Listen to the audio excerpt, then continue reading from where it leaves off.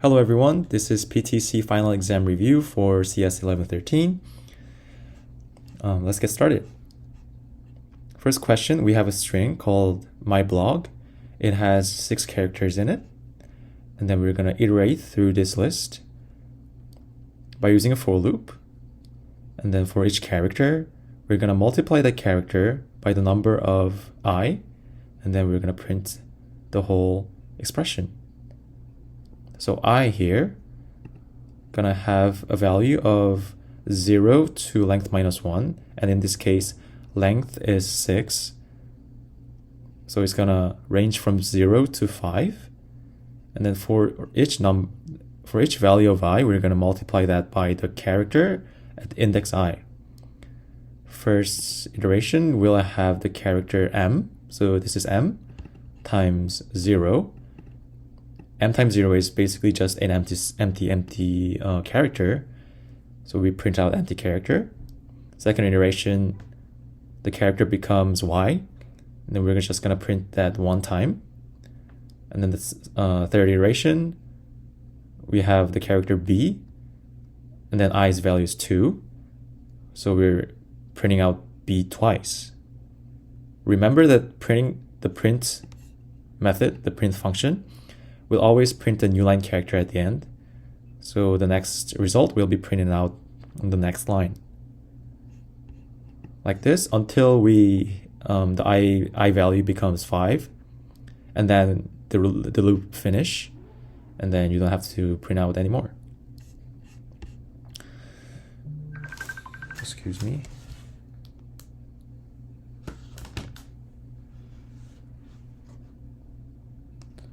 Sorry, for question B, right? For question B, we have a function x. We have a function s that's gonna get the value of x, and then it's gonna return the square number of that x. So if we get 1 for this function, we're gonna return 1 times 1, right? And then next line, we have a variable called total that is initialized to 0. And we have a for loop that's going to range for each element in this list.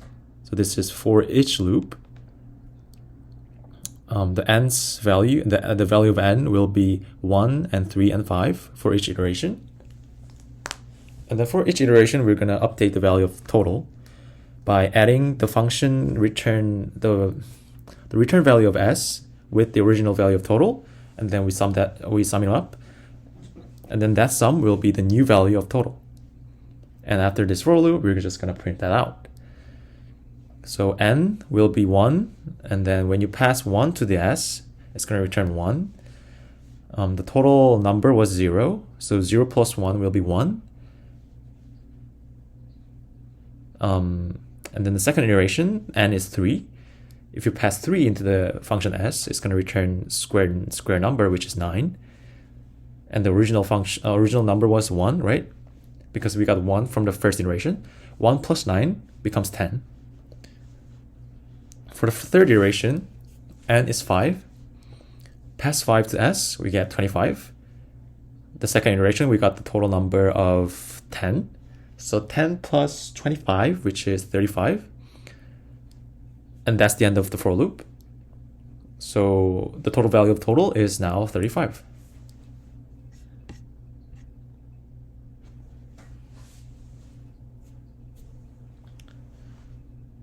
This is a list comprehension problem. We have 2 variables, x and y, and 2 for loop that involves x for the first loop and then y for the second loop. And then whatever the value of this list comprehension is, we're going to print that out after we construct this list. So remember, the order of for loop in the list comprehension is the same order that you would write in traditional for loop, like this, right? So for the first for loop the first for loop in this list comprehension will be an outer loop. And then the second for loop will be the inner for loop, like this. Now this is the same expression as this. Basically, we just have a empty list, and then we have a for loop inside a for loop, and then just gonna append the item, and then the item is x plus y. Now remember that x is a string and y is also a string. So when you have a plus operator in between, that's gonna return a concatenation of this string, and then the value of x and the value of y are different for each iteration in a way that for each element, for each value of x, the y value will be all the value inside the list. So when x is hello, in this case, y value will be, each time will become dear and bye. And when x is good, y becomes dear and bye as well.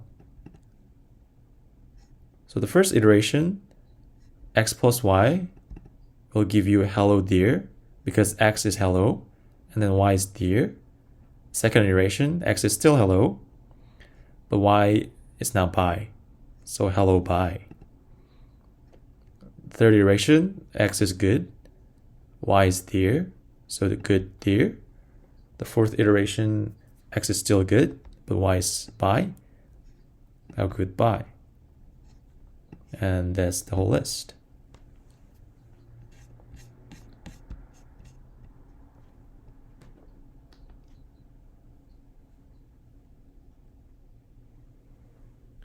For question D, we have two functions, and the function 1 basically prints out the value of I for this for loop, and for loop ranges from x to 0.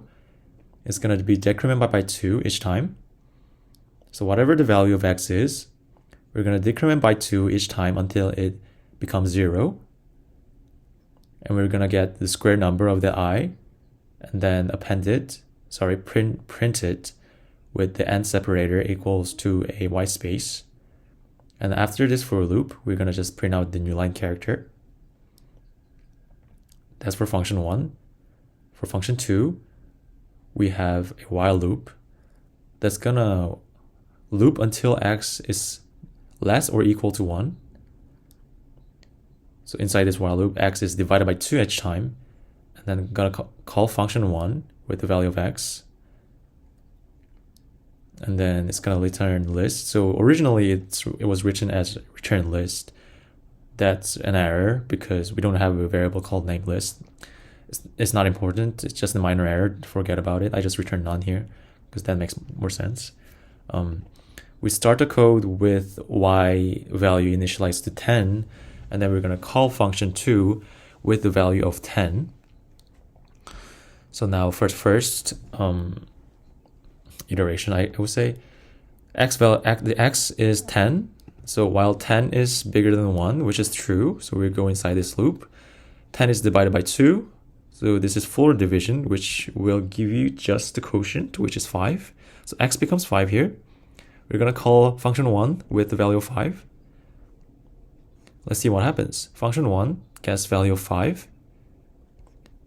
For I in range 5 to 0, decrement by 2, which means that I is going to have the value of 5, minus 2, 3, minus 2, 1, 1 minus 2, which minus 1, but minus 1 is less than 0, so it's not going to be included.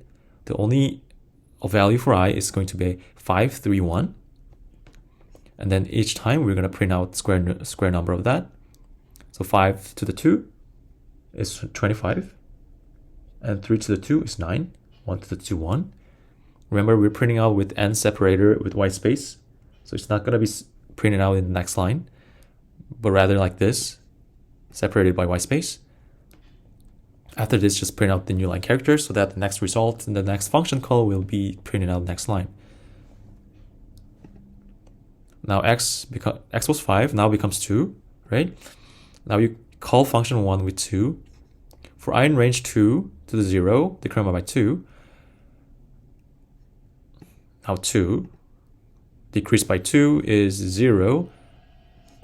Because this is the end index, it's not included, so only value of I will be 2. So 2 times 2, we print that out, 4. And that's the end of the second function call. The x plus 2 now is divided by 1, right? We call function 1 with 1. For I in range 1 to 0, which of course i's only value is going to be 1, print 1 to the 2, which is 1, and then done. Like this. So this is the final result. And because we're just print the value of I and not doing we're not doing else with it, with like other operations with it, we don't have to worry about it.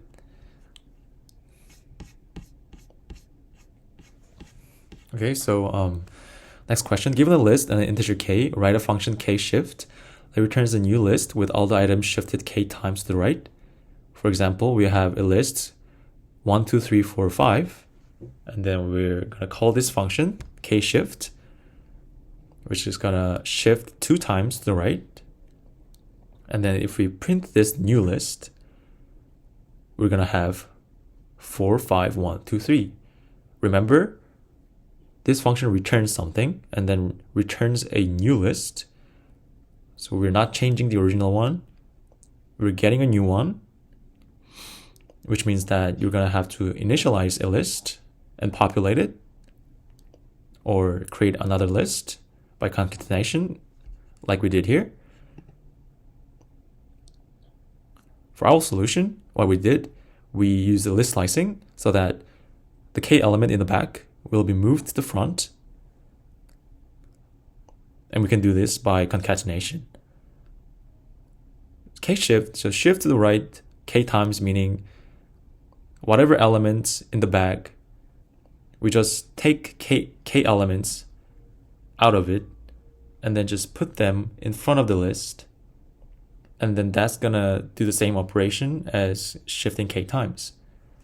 So for example, shifting 2 times to the right means that you're taking 4 and 5, which is the 2 elements in the bag, and then insert in the list in the front. That's essentially what we're doing here. And because we're concatenating them with list slicing, it's going to return a new list. We're not modifying it. We're not modifying an original list, because list slicing is copying an original list. This line is for the case when k value is larger than the length of the list. So what happens, for example, if you have k equals to 6 when there's only 5 elements, when you only have 5 elements here, what happens if you shift to the right 6 times? That's the same thing, shifting right 1 time. So if you shift 6 times, it's going to give you 5, 1, 2, 3, 4, like that. Same with like k equals 7. If you shift k times to the right with 5 elements, that means you're basically just shifting 2 times to the right, because it's just gonna return to the original one and then returns 2 times whatever the remainder there is. So this does this filtering, I would say. K is larger than the length of the list, then it's just gonna get the remainder of that and then set k as the value so that we can do the operation here. That's about it. So like k is 7, length of the list is 5. What is this? It's 2. And then it's going to do the same thing. Same question. This one is the same question as before, but just modifying the original one and not creating a new one. So shift k in place.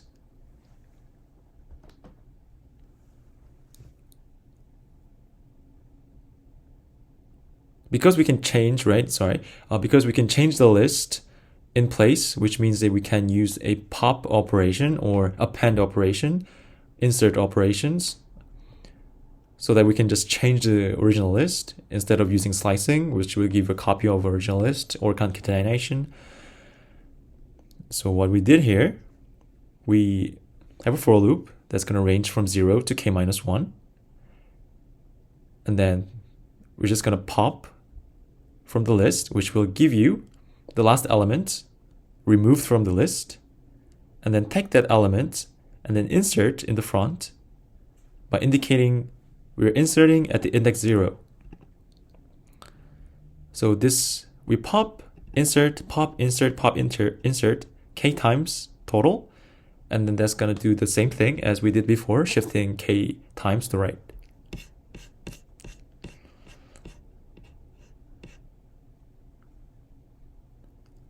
Question 3 is another list comprehension problem. We have to create this list using list comprehension.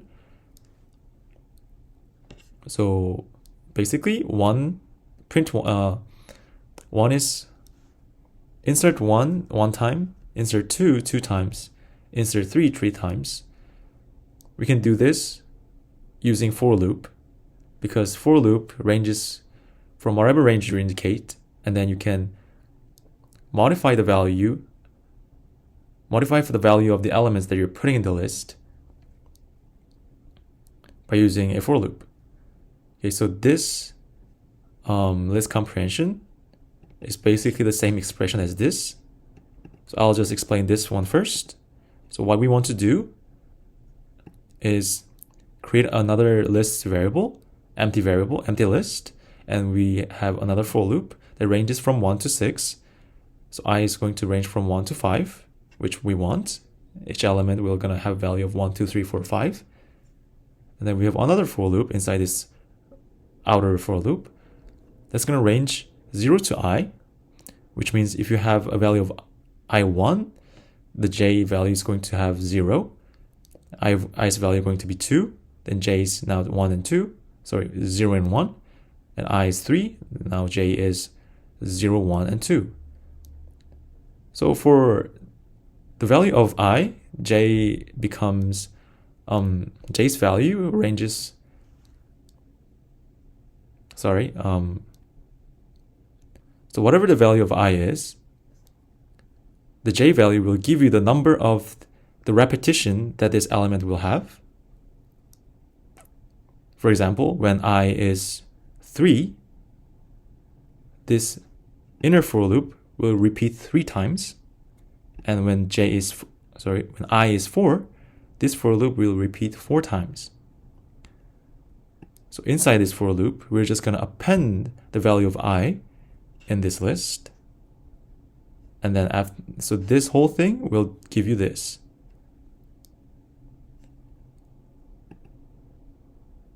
And then we just want to use the same thing. We want to do the same thing with list comprehension. And how to do that is, as I mentioned before, traditional for loop, the outer for loop will come first, and then the inner for loop will come last. So the outermost for loop comes first, and this is second.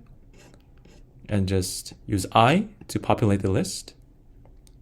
And that's about it. For problem B, we have list 2 that alternate the negative value. Whenever you have an odd number for the value, you want to put a minus sign in front of it. When it is even, you don't want to put it, but when it is odd, you can just put them. So the one way to do this is multiply I with the power of whatever the value with minus 1. So in this expression, so when I is even, this whole expression, right, minus 1 raised to the value of I will be plus 1 as long as I is even. And then you just multiply by that with I. So the I value remains the same. But for an odd number, this whole expression will give you minus 1, which means that if you multiply by that I, then it's going to be a minus I. So this is another expression that you can have.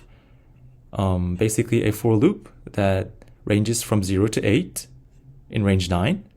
and then we populate the empty list with this expression,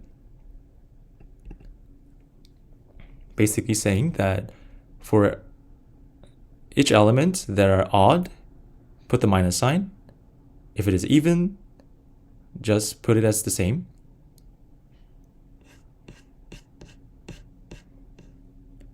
Next question is, given a list of names and a list of grades, print out each entry. Each index in names corresponds to the same index in grades. The data should be formatted as student bracket name and a grade value. The grade is float that should be rounded to 2 decimal places. The name should be surrounded by 5 spaces on each side. So we have a 2 lists that we're given. First is names. This is a list of strings. Second list is a list of integers. And then we're going to have a for loop that ranges from 0 to length of this list. So because they're the same length that's given, you don't have to worry about the different length size. We're just going to have a for loop that ranges from 0 to length minus 1. And then we're going to print them out by a specific format. This can be done in many different ways. But one way that we're doing this is to use the string format method. Dot format method basically takes two parameters. In this case, for each element at index I in the list, because each element in the name is string, we're going to format it using this expression. So whatever comes inside this colon will be the value of the name. And then S means string. And column means conversion. So basically we're converting to a string. And this operation so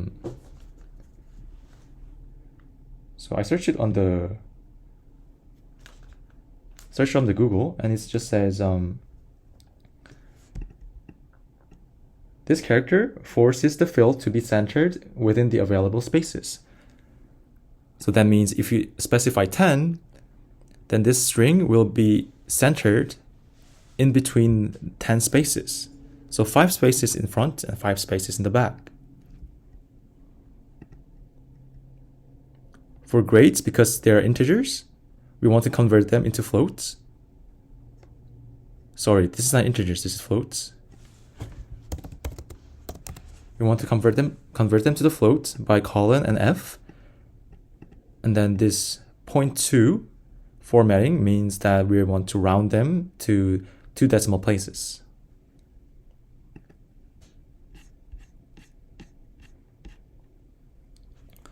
Last question. This is going to be a simple guessing game where the computer will generate a random number between 1 to 10, and the user has to guess it in 5 attempts. After that, the user loses. Based on the user guess, computer will give you various hints if the number is high or low. When the user guess matches the number, computer will print out the answer along with the number of attempts. So this is how the game looks in action. You first ask the user for the name of the username, and then there's another second prompt that you have to print that out, and then ask for the user for the first time whatever their guess will be. And then if the guess is the same with the target, then they guessed it, and you guessed the number in whatever tries they did. But if it is too low, just print out too low. If it is too high, print out too high, and then prompt the user to enter it again until either they can guess it in the right amount or they cannot guess it and then they fail because you're only given 5 attempts. So the things you need to do, right? You first have to ask the user for the input, for the username, and for the guesses. And because we have only 5 attempts, we're going to have a variable that's going to keep track of the value of the number of guesses the user have used. And then we're going to print out, based on the result of the guess, either saying that the user has not guessed the number correctly or guessed the number correctly.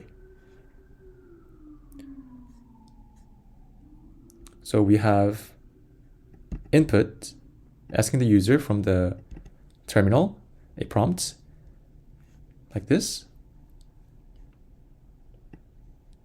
And then we're gonna print out this prompt. This is something you have to do, so just print it out. We initialized a variable number of guesses, which will be the user guesses. And then we have another while loop that's gonna keep asking the user their guess until either the number of guesses exceeds 5, the maximum number of attempts, or the guess is actually equals to the number that we have targeted. So number here is the target, which has to be generated randomly, which we can do by importing random module. So we just import random module, and then we're going to generate a random integer from 1 to 10. And this random number will be the number that user has to guess. So if the user guess is equal to the number, then we finish this while loop. And then based on the result, right? So in this case, user has guessed the right one. So print out, you guessed the number in whatever guesses you tries. But if it's not the case, which means the while loop has finished because number of guesses exceeded 5. So now you have to print, you did not guess the number, and then you have to specify what the number was by converting to a string. And same goes here. You have to convert the integer to the string so that you can print them out. That's basically it. In this while loop, okay, so you get the input. Because the input type is always a string, you have to first convert it to integer and then set the value to guess. And then because that means that user have guessed at least once, you increment number of guesses by 1. And depending on the value of the guess, if the value of guess is less than the number, then print, oh, your guess is too low, or your guess is too high.